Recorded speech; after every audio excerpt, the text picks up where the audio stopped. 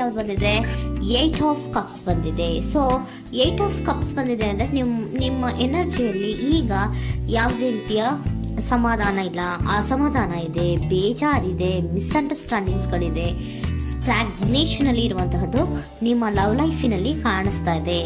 ಏನು ಬೇಡಪ್ಪ ಅನ್ನುವಂತಹದ್ದು ಮುಂದೆ ಹೋಗ್ತಾ ಇರುವಂತಹದ್ದು ಕಾರ್ಡಿನಲ್ಲಿ ರೆಪ್ರೆಸೆಂಟ್ ಆಗ್ತದೆ. ನೋಡಿ, ಬೇಡ ಅನ್ನುವಂತಹ ಆಲೋಚನೆಯನ್ನು ಮಾಡಿ ನಿಮ್ಮ ಲವ್ ಲೈಫಿನ ವಿಚಾರದಿಂದ ಮುಂದೆ ಹೋಗ್ತಾ ಇರುವಂತಹದ್ದು ರೆಪ್ರೆಸೆಂಟ್ ಆಗ್ತಾ ಇದೆ. ಸೊ ಕೆಲವೊಬ್ಬರಿಗೆ ಈಗ ಆಲ್ರೆಡಿ ಕೆಲವೊಬ್ಬರಿಗೆ ಲವ್ ಲೈಫಿನ ವಿಚಾರದಲ್ಲಿ ಎಂಡಿಂಗ್ ಅನ್ನ ರೆಪ್ರೆಸೆಂಟ್ ಮಾಡಿದೆ. ಅಂದ್ರೆ ಲವ್ ಬ್ರೇಕಪ್ ಆಗಿರುವಂತಹದ್ದು ರೆಪ್ರೆಸೆಂಟ್ ಆಗ್ತಾ ಇದೆ.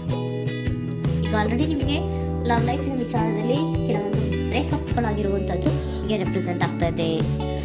ಮೇ ಬಿ ನೀವಿಬ್ರು ಮಾತಾಡ್ತಾ ಇಲ್ಲ ಇರಬಹುದು, ನಿಮ್ಮ ಪರ್ಸನ್ನಿನ ಜೊತೆಯಲ್ಲಿ ನೀವಿಬ್ರು ಕೂಡ ಮಾತಾಡ್ತಾ ಇಲ್ಲ, ಅಸಮಾಧಾನದಿಂದ ನಿಮ್ಮ ಲವ್ ಲೈಫಿನ ವಿಚಾರದಲ್ಲಿ ರೆಪ್ರೆಸೆಂಟ್ ಆಗ್ತಾ ಇರೋದು. ಸೊ ಕಾರ್ಡ್ಗಳನ್ನ ನೋಡೋಣ.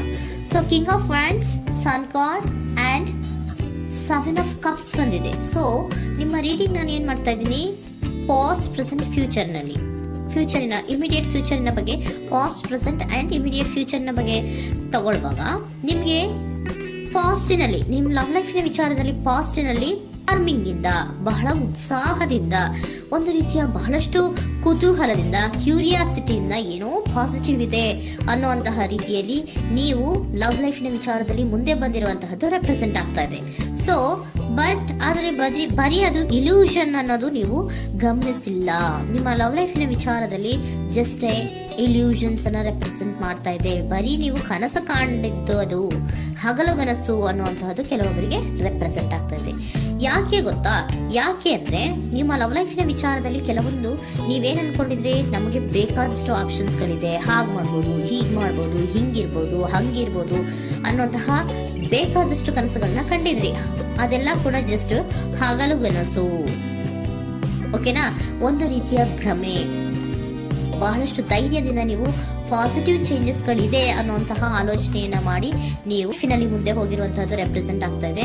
ಸೊ ಕೆಲವೊಂದು ರೀತಿಯ ಆಪ್ಷನ್ಸ್ ಗಳನ್ನ ನಿಮ್ಮಲ್ಲಿ ಇಟ್ಕೊಂಡು, ಆಸೆಗಳನ್ನ ಇಟ್ಕೊಂಡು ನೀವು ಲವ್ ಲೈಫಿನಲ್ಲಿ ನಿಯರ್ ಪಾಸ್ಟಿನಲ್ಲಿ ನೀವು ಮುಂದೆ ಹೋಗಿರುವಂತಹದ್ದು ರೆಪ್ರೆಸೆಂಟ್ ಆಗ್ತದೆ. ಆದ್ರೆ ಅಟ್ ಪ್ರೆಸೆಂಟಿನಲ್ಲಿ ನಿಮಗೆ ಬಂದಿರುವಂತಹದ್ದು ಯಾವುದು?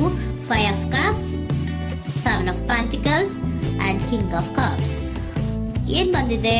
5 ಆಫ್ ಕಪ್ಸ್. 5 ಆಫ್ ಕಪ್ಸ್ ಏನಾಗಿದೆ? ಫೇಲ್ಯೂರ್ಸ್ ಆಗಿದೆ, ಅಳ್ತಾ ಇದ್ದೀರಾ, ಸಮಾಧಾನ ಇಲ್ಲ, ಖುಷಿ ಇಲ್ಲ, ಕಹಿ ಅನುಭವಗಳು ನಿಮ್ಮ ಲವ್ ಲೈಫಿನ ವಿಚಾರದಲ್ಲಿ ಆಗಿರುವಂತಹದ್ದು ಅಟ್ ಪ್ರೆಸೆಂಟ್ ನಲ್ಲಿ ರೆಪ್ರೆಸೆಂಟ್ ಆಗ್ತಾ ಇದೆ.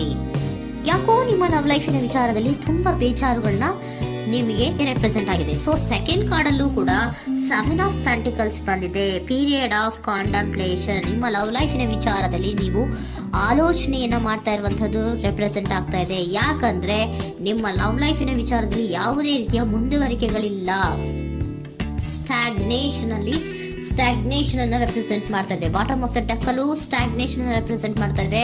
ಇಲ್ಲಿಯೂ ಕೂಡ ನಿಮ್ಗೆ ಸ್ಟಾಗ್ನೇಷನ್, ನಿಂತಲ್ಲೇ ನಿಂತಿದೆ, ಮುಂದೆ ಹೋಗ್ತಾ ಇಲ್ಲ. ಯಾಕೋ ಒಂದು ರೀತಿಯ ಮುಂದುವರಿಕೆಗಳು ಕಾಣ್ತಾ ಇಲ್ಲ. ನೆಕ್ಸ್ಟ್ ಕಾರ್ಡ್ ಬಂದಿರುವಂತಹದ್ದು ಯಾವುದು? ಕಿಂಗ್ ಆಫ್ ಕಪ್ ಬಂದಿದೆ. ಸೊ ಭಾವನಾತ್ಮಕವಾಗಿರುವಂತಹದ್ದು, ಯೋಚನೆಯನ್ನ ಮಾಡ್ತಾ ಇರುವಂತಹದ್ದು, ಯಾಕೆ ಹಿಂಗಾಯ್ತು ಅನ್ನೋದ್ರ ಬಗ್ಗೆ ನೀವು ಆಲೋಚನೆಯನ್ನ ಮಾಡ್ತಾ ಇರುವಂತಹದ್ದು ರೆಪ್ರೆಸೆಂಟ್ ಆಗ್ತದೆ.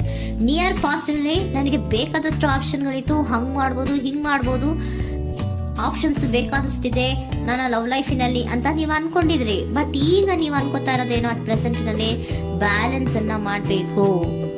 ಯಾಕೋ ಇಲ್ಲಿ ಅಸಮಾಧಾನಗಳಾಗ್ತಾ ಇದೆ, ಮಿಸ್ಅಂಡರ್ಸ್ಟ್ಯಾಂಡಿಂಗ್ ಗಳಾಗ್ತಾ ಇದೆ, ಮಿಸ್ಕಮ್ಯುನಿಕೇಶನ್ ಗಳಾಗ್ತಾ ಇದೆ. ಕೆಲವೊಬ್ಬರಿಗೆ ಬ್ಲಾಕ್ಗಳು ಕೂಡ ಆಗ್ತಾ ಇದೆ, ಫೋನ್ ಬ್ಲಾಕ್ಸ್ ಗಳು ಕೂಡ ಆಗ್ತಾ ಇದೆ. ಯಾವುದೇ ಮೆಸೇಜ್ಗಳಿಲ್ಲ, ಫೋನು ಇಲ್ಲ, ಓಕೆನಾ? ಸೊ ಆ ರೀತಿಯ ಆಲೋಚನೆಗಳಲ್ಲಿ ಮಾಡ್ತಾ ಇರುವಂತಹದ್ದು ರೆಪ್ರೆಸೆಂಟ್ ಆಗ್ತಿದೆ. ಒಂದು ರೀತಿಯ ಬ್ಯಾಲೆನ್ಸ್ ಅನ್ನ ಮಾಡಬೇಕು, ಅಟ್ ಪ್ರೆಸೆಂಟ್ ನಲ್ಲಿ ಕೆಲವೊಂದು ರೀತಿಯ ಬ್ಯಾಲೆನ್ಸ್ ಅನ್ನ ಮಾಡಬೇಕು ಅನ್ನುವಂತಹ ಆಲೋಚನೆಯನ್ನ ನೀವು ಮಾಡ್ತಾ ಇರುವಂತಹದ್ದು ರೆಪ್ರೆಸೆಂಟ್ ಆಗ್ತಾ ಇದೆ. ಸೊ ಬ್ಯಾಲೆನ್ಸ್ ಅನ್ನ ಮಾಡಬೇಕು ಅನ್ನೋದನ್ನ ನೀವು ಯೋಚನೆಯನ್ನ ಮಾಡ್ತಾ ಇದ್ದೀರಾ.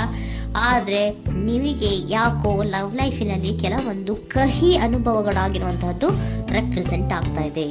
ಸೊ ಇಮಿಡಿಯೇಟ್ ಫ್ಯೂಚರಿನ ಬಗ್ಗೆ ನೋಡೋದಾದ್ರೆ ಹೀಲಿಂಗ್ ಅಂಡ್ ರಿನಿವಲಿಂಗ್, ಕೆಲವೊಂದು ರೀತಿಯ ಚೇಂಜಸ್ಗಳನ್ನ ಮಾಡ್ತಾ ಇರುವಂತದ್ದು, ಪಾಸಿಟಿವ್ ಚೇಂಜ್ ಆಗಿ ನೀವು ಬದಲಾವಣೆಗಳನ್ನ ಮಾಡ್ಕೋತಾ ಇರುವಂತದ್ದು, ನಿಮ್ಮಲ್ಲಿ ನೀವು ಕೆಲವೊಂದು ರೀತಿಯ ಬದಲಾವಣೆಗಳನ್ನ ಮಾಡ್ಕೋತಾ ಇರುವಂತದ್ದು ರೆಪ್ರೆಸೆಂಟ್ ಆಗ್ತಾ ಇದೆ.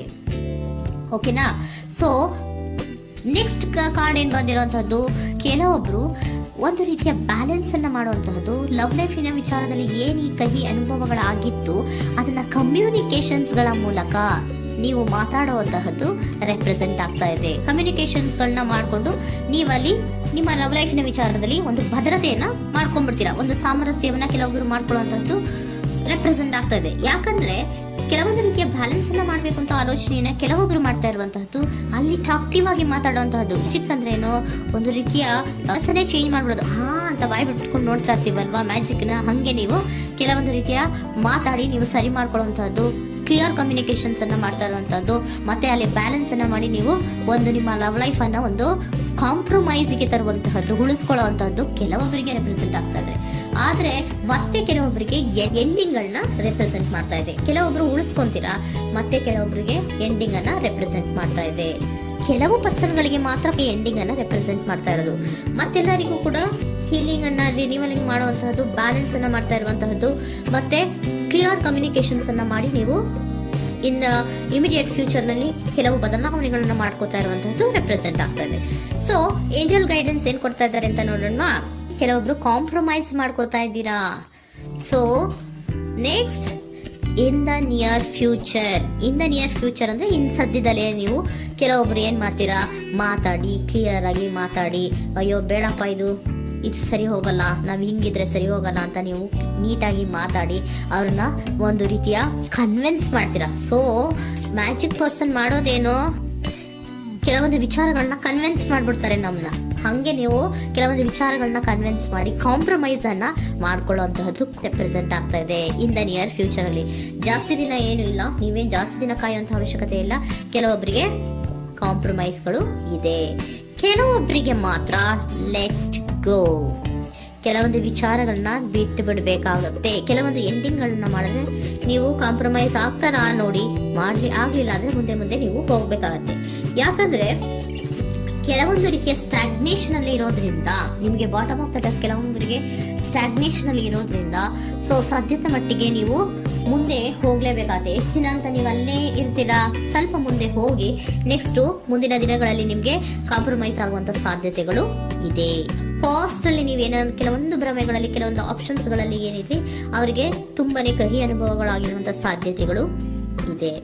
ಅದರಿಂದ ಕೆಲವೊಬ್ರು ಹೀಲಿಂಗ್ ಅಂಡ್ ರಿನಿವಲ್ ಆಗಿ ಕೆಲವೊಂದು ರೀತಿಯ ಚೇಂಜಸ್ ಗಳಾಗುವಂತಹದ್ದು, ಅಲ್ಲಿಗೆ ಎಂಡ್ ಅನ್ನ ಮಾಡುವಂತಹದ್ದು ಕೆಲವೊಬ್ಬರಿಗೆ ರೆಪ್ರೆಸೆಂಟ್ ಆದ್ರೆ, ಮತ್ತೆ ಕೆಲವೊಬ್ಬರಿಗೆ ಮಾತಾಡಿ ಕಾಂಪ್ರಮೈಸ್ ಅನ್ನ ಮಾಡ್ಕೊಳ್ಳುವಂತಹದ್ದು ರೆಪ್ರೆಸೆಂಟ್ ಆಗ್ತದೆ.